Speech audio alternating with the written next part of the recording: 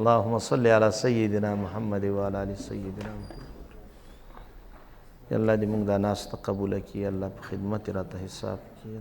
ثوابونه یې نبي علیه السلام ته یو لکه وسلر، صحابه کرامو، تابعین، تبع تابعین، مصنفین او شارحین، زموږ والدینو ته، زموږ اساتذو ته، ټولو ته حسابونه ورسوي. که ژوندي دي نیک ژوند ورته نصیب کړي الله، که مړه دي الله ته په ورحمېږي، د ټولو خدمات قبول کړي الله.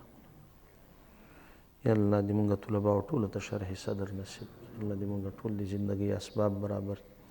څومره آینده دورې کوو، څومره کتابونه درسو وایي، یا الله خپله رضا راته نصیبه کړي. پکې دا طلباو ټول یا الله که تږي راغلي یا الله سیراب یې بوځي له دې ځای نه، یا الله ټولو ته شرح صدر نصیب کړي. په ټولو فنونو کې، ټولو کتابونو کې مهارت ورته نصیب کړي.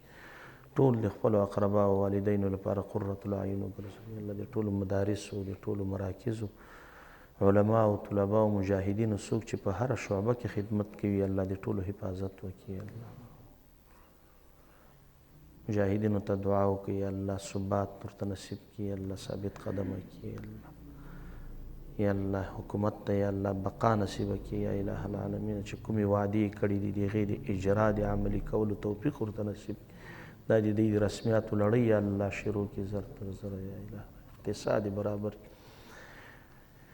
یا الله چې چېرته په کومه خاوره کې مجاهدین دي، یا الله علما دي، طلبا دي، یا الله ته حفاظت وکړي. یا الہ العالمین، یا رب العالمین، یا الہ العالمین. زموږ والدینو ته دعا وکړئ. زموږ والده بیماره ده، یا الله صحت کامل عاجله ورته نصیب کړي. یا الله دې د طلباو لاسونه هسې مه کوزوي، زموږ ټول دعاګانې قبولې کړي.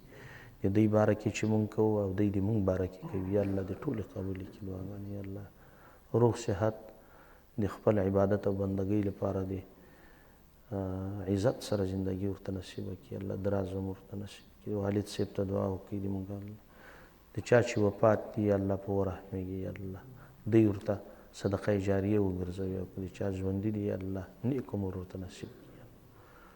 د ټولو شرعي مقاصد حل وګرځوي. الله زیر مجلس چې څومره شرعي مقاصد دي الله مونږ ته هم دعا وکړي او پټه دعا راته وکړي. الله دې مونږ زندګۍ اسباب ټول برابر کړي.